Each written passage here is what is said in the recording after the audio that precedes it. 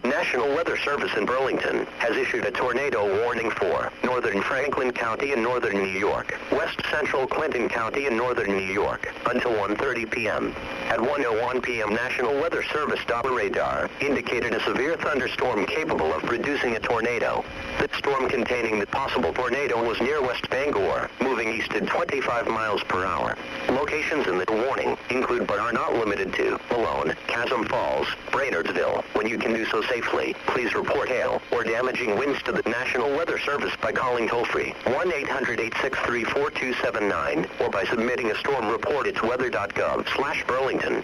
When a tornado warning is issued, based on Doppler radar, it means that strong rotation has been detected in that storm. A tornado may already be on the ground or is expected to develop shortly. Take cover now.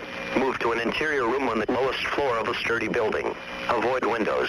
If in a mobile home or vehicle outdoors, move to the closest substantial shelter and protect yourself from flying debris.